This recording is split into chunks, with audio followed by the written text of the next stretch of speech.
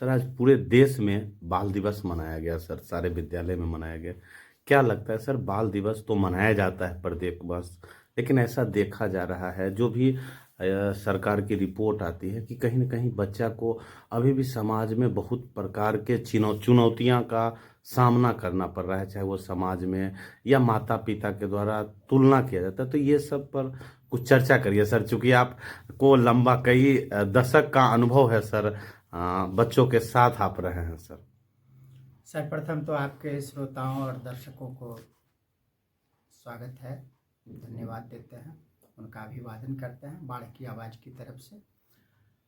आज जो शैक्षणिक माहौल है खास करके छोटे बच्चों में, तो लॉकडाउन के दौरान जो परिस्थितियां हम लोगों ने, तो सबसे बड़ा नुकसान इस दौरान बच्चों का ही हुआ है।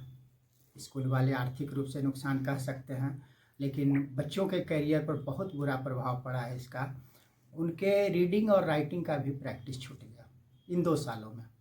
जो बच्चे 5वीं कक्षा में पढ़ रहे थे रजिस्टर टू रजिस्टर, वो 7वीं कक्षा में पहुँचे। वो उनका अभ्यास रहा नहीं, वो स्तर नहीं है कि 7वीं कक्षा के लायक काम करें, और शिक्षक उन्हें 7वीं कक्षा के लायक काम करवा रहे हैं। यहाँ बहुत बड़ी कठिनाई आती है। यहाँ अभिभावकों की भी बहुत बड़ी भूमिका होती है, खास करके जो मोबाइल मिला बच्चों को लॉकडाउन के दौरान, ऑनलाइन क्लास, अब वो निरर्थक सा हो गया है और मिसयूज हो रहा है। बच्चे अपना समय भी बर्बाद कर रहे हैं और अपना जो वास्तविक रचनात्मकता उनमें है, इंटेलेक्ट है, उसका गलत इस्तेमाल हो रहा है। तो नियंत्रित करना होगा अभिभावकों को कि बच्चे बिना उनकी निगरानी के मोबाइल का यूज न करें, दें लेकिन अपनी निगरानी में ही दें, पहली बात। दूसरी बात, अभिभावकों की तरफ से होना चाहिए, जैसे आज जो जागरूकता अभियान सरकार की तरफ से चला है, बहुत बड़ा और अच्छा आयोजन है, ये बहुत अच्छी योजना है।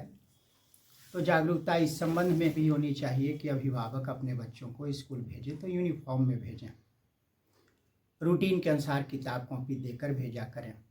बच्चे स्कूल जाकर क्या पढ़ाई करते हैं अथवा नहीं करते हैं, उनके स्कूल में कितने पीरियड होते हैं, मान लीजिए 7 पीरियड होते हैं, 7 पीरियड में कौन कौन सा विषय पढ़ाया गया, कौन कौन से शिक्षक आए, क्या क्या पढ़ाए, ये कम से कम गप होना चाहिए।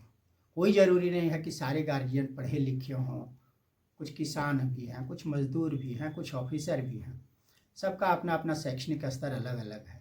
सभी गार्जियन बच्चों को पढ़ा नहीं सकते हैं, लेकिन गप तो कर सकते हैं कि बेटा आज आपके क्लास में हिंदी पढ़ाने वाले कौन शिक्षक आए, क्या पढ़ाए, तो बच्चा बताएगा कविता पढ़ाए, तो ज़रा सा कविता ही सुना दीजिए।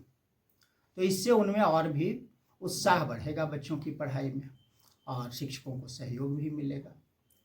यहाँ बच्चों को स्वास्थ्य के बारे में या आज का जो परिवेश है, माहौल है, कुछ गंदगी भी है, तो शिक्षकों में भी कुछ कमी या खामी पाई जाती है और वहाँ पर बच्चों को ज्ञान होना चाहिए कि अगर हमें शिक्षक प्यार देते हैं तो वास्तव में ये प्यार है या कुछ और है।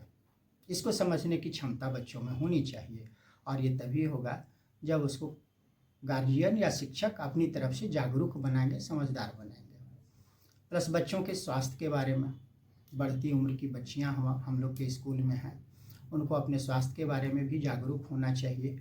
और जैसा बताती हैं बच्चियां आकर कि पेट दर्द कर रहा है, तो हमारे यहाँ जो महिला शिक्षक हैं उनके हाथ में सब कुछ है इंतज़ाम और उनको सपोर्ट देती हैं, उनकी तकलीफ़ में वो उनको सहयोग करती हैं, मदद करती हैं। सर बाल दिवस के अवसर पर विभिन्न विद्यालय में पूरे देश में सर विभिन्न प्रतियोगिता किया गया, किया गया, बच्चे इसमें भाग लिया सर। लेकिन अपने देश का बच्चा का एक वर्ग, अन्य वर्ग है सर, जो कहीं न कहीं गरीबी के कारण हाशिए पर वर्ग है सर, जो कहीं न कहीं गलत कृत्य में सर, कम उम्र के बच्चे ऐसा देखने को समाज में इधर से मिल रहा है, स्मैक का, नशे का शिकार हो रहे हैं सर। तो क्या लगता है उस बच्चे को मुख्य धारा में जोड़ने के लिए क्या किया जाए? चूँकि कहीं न कहीं सर अपराध का भी एक केंद्र के रूप में देखा जा रहा है सर, वो ऐसे बच्चे देखे जा रहे हैं सर, तो क्या होना चाहिए उसके लिए सर? यहाँ हमें जो ज़रूरी लगता है, अभिभावक और शिक्षक दोनों तरफ से, दोनों हाथ मिला के ही ताली बजेगी। अभिभावक घर जाएं, बच्चों के परिवार से मिलें, रोज़ नहीं महीने में 1 बार जाएं कम से कम, और इस तरह से टर्न बना लें बच्चों का क्या परिवेश है, उनके अगल बगल का क्या माहौल है, कैसे उनको सही दिशा में लाया जा सकता है, तो इस पर विचार करना होगा और अभिभावक को भी सहयोग करना होगा।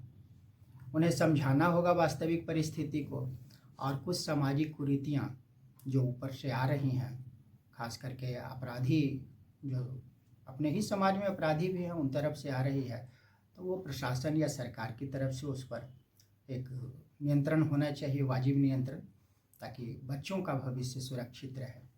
बच्चों को स्कूल तक लाना होगा, खेल के लिए भी व्यवस्था देनी होगी उनको, और स्कूल लाने के लिए आयोजन कुछ इस ढंग का करना होगा जो देखने में लगे कि मनोरंजन है।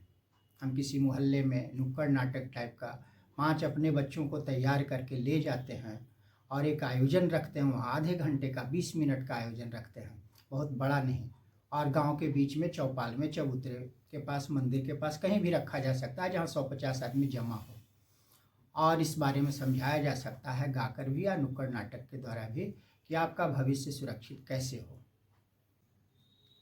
सर, बिहार में शिक्षा का उद्देश्य सिर्फ नौकरी पाना है, इसके लिए और किस तरह से शिक्षा को मतलब लोग बच्चे को देना चाहिए? वास्तविक रूप में शिक्षा का उद्देश्य नौकरी पाना नहीं है।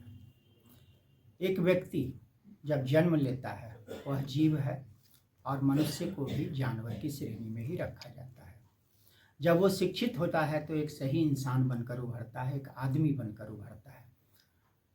तो नौकरी अपनी जगह पर है, हो न हो, जीवन चलाने के लिए शिक्षा की आवश्यकता बहुत ही ज़्यादा है। आप किसी भी क्षेत्र में काम करते हो, चाहे खेती में हो, मजदूरी भी करते हो, अगर आप शिक्षित हैं तो बहुत सारा टेक्निक होगा ताकि आपका काम आसान हो जाए, खेती का विकास होगा अगर आप शिक्षित हैं तो, और अगर आप व्यवसायी हैं, किसी तरह का रोजगार करते हैं, तो आपको व्यवहारिक ज्ञान भी होगा, प्लस अपने हिसाब किताब सब कुछ का ज्ञान होगा, बैंक अकाउंट का ज्ञान होगा। बगैर शिक्षा के आप एक कदम भी चल नहीं सकते हैं, और जीवन में शिक्षित होना बगैर नौकरी के ही बहुत महत्वपूर्ण है। यहाँ नौकरी एक जीविका के रूप में लिया जा रहा है। जीविका हम किसी भी रूप में अर्जित कर सकते हैं, न कि नौकरी से ही कर सकते हैं। स्वरोजगार कर सकते हैं, आत्मनिर्भर हो सकते हैं। सरकार इस बारे में बार बार बता भी रही है कि आप आत्मनिर्भर बने, स्वरोजगार करें।